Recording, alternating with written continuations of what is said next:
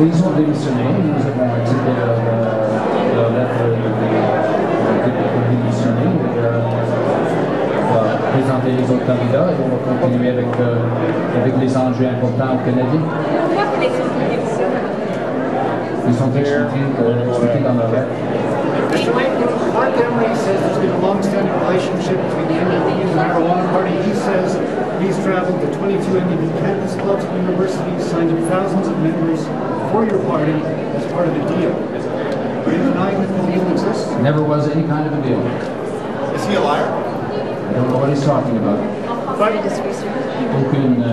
engagement, aucune relation. C'est quoi votre position de votre parti sur la décriminalisation de notre parti? C'est bien connu, nous sommes le parti qui appuie la décriminalisation du marijuana. C'est une position de longue date de notre parti. Monsieur Layton, vous voulez faire des gains en Colombie-Britannique, puis cette semaine, on a appris que deux candidats qui sont forcés de démissionner. Vous ne croyez pas que ça envoie un mauvais message à l'électorat à ce moment-ci précis? Non, nous avons le vent de nos voiles à Colombie-Britannique et on est fiers de notre équipe. Et on va continuer de soulever les questions qui préoccupent les familles de Colombie-Britannique. C'est la raison pour laquelle on trouve beaucoup d'enthousiasme dans nos campagnes, dans les communautés, et on est très contents. Why were these people let go then? If their views on this were well known, they were high-up members of marijuana. Get over it. Why were they let go as NDP candidates then? Well, actually, they resigned. We accepted their resignation. Why were they resigning? I think they explained that in their letter. Why would the party accept the resignation of the candidate halfway through a campaign for views that were well known beforehand? The candidate resigned. We accepted the resignation. It's not actually that unusual or surprising. Well, I just would like to come back to one point around this, though. In 2003, just months before the 2004 election, you went on Pop TV. You were on Pop TV with Mark Emery, and you explained the views of the party.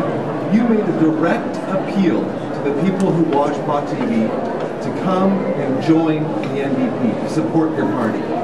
What is the problem with this, that the party has so much of an issue with the candidacy of these two men? Look, our party is extremely well known for its position on this issue. We favor decriminalization of marijuana. We have for a long time.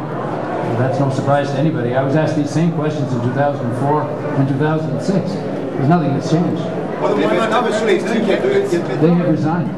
Maintenant qu'il y a deux candidats qui ont démissionné, est-ce que vous pouvez nous dire, pour éviter la confusion, c'est quoi la position du parti sur la décriminalisation? Notre parti appuie la décriminalisation de marijuana, c'est clair. C'est une position que nous avons eue et présentée depuis des années, pendant les dernières élections aussi. Sur toute la ligne? Pardon? Sur toute la ligne? On a proposé la décriminalisation, c'est clair, c'est une politique très claire, c'est pas difficile à comprendre. Est-ce que c'est dérangeant de voir des candidats qui sont en train de filmer du code sur Internet? Est-ce que ça Ils ne sont pas encore des candidats, ils ont démissionné. Mais est-ce que ça vous aurait dérangé si vous étiez candidat? On a accepté leur démission. Is Alberta being ignored in this province? Do you think the results here are foregone? Well, we're certainly not ignoring Alberta. We don't believe the results are foregone here. We think Mr. Harper's taking Alberta for granted, and he's going to be in for a surprise on Election Day. I was thrilled by the enthusiasm, the size of the crowd here today, and their energy. And of course, we've got great candidates who are really well respected in their communities. So we're coming at you, Mr. Harper, with a team that has a different agenda than you do for the families of Alberta. Will you be back before the campaign? Oh, I think that's quite likely. We find when we come back here, we always get such a great welcome. It's a boost to everybody, and not everybody across Canada realizes the support that's here for New Democrats. Monsieur Layton, combien de comtés vous pensez aller chercher dans l'Alberta? Plusieurs. On a une équipe de candidats extraordinaires.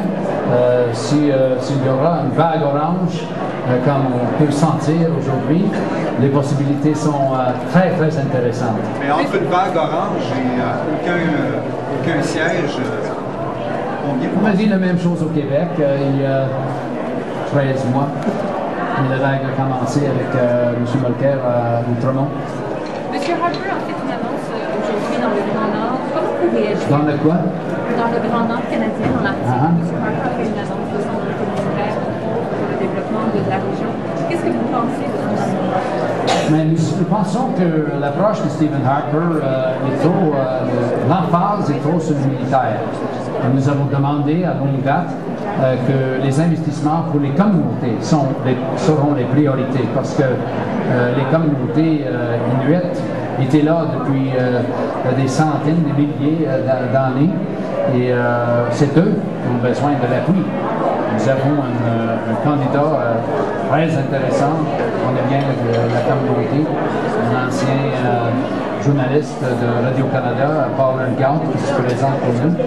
Et on comprend qu'il a fait l'emphase sur les investissements dans les communautés, l'infrastructure, le développement économique, logement, parce que la qualité de logement est terrible, et les investissements, surtout pour les jeunes, parce qu'on a un taux de suicide dans quelques-unes de ces communautés qui est tout à fait inacceptable.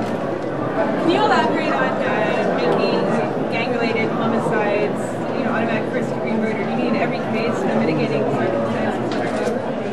Well, we have found, we're following here the lead of the government of Manitoba, which has found that it's running into real problems in taking action against gangs because of the nature of some of the laws that govern the activities. You have to be able to prove certain kind of intent.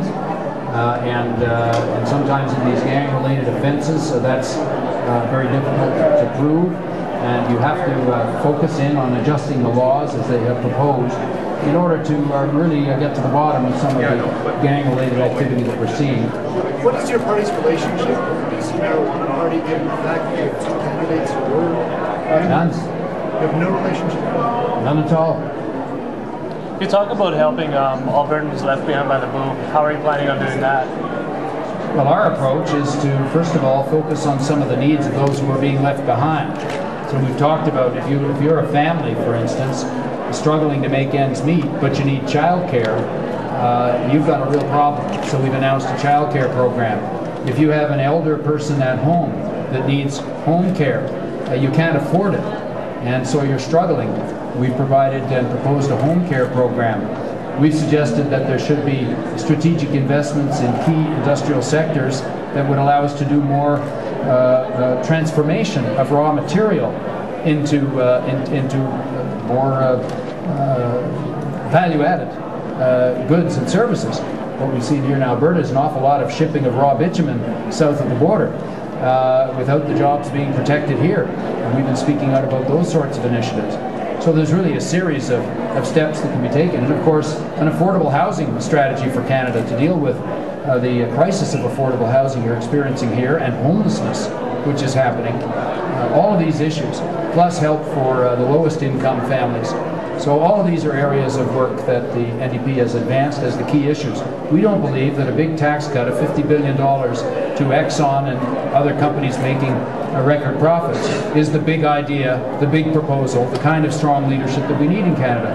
We need to take that kind of priority, deconstruct it, and use Canadians' tax dollars in ways that are going to give us a better society, a fairer society. That's our approach. Mr. Layton, your party has been moving over the course of your leadership in little ways towards the centre. Today's announcement, for instance, around crime is not the kind of thing that I think we would be expecting to come from an NDP leader in years gone by. We know that the party is interested in a play for the middle class. To what extent do the allegations of collusion with the Marijuana Party, if that's the word, or at least the membership, the candidacy of these two men, to what extent does it damage your move to capture the votes of the middle class Canadians? Well, they're not our candidates, and there was no collusion. And the rest of the question? To what extent does it so I damage don't see how that can have an impact. And I've been advocating for action on gun crime since the mid-'80s at the municipal level, so this is nothing new. Last question. What are you going to do for the court system? You're talking about more police officers. The court system totally backed up. Well, primarily these are provincial responsibilities, so we'd have to work with the provinces, but we are taking some of the ideas from provincial governments, such as the government of Manitoba, for changes in federal legislation, and many of those were the ones I announced today. Thank you. Thank you.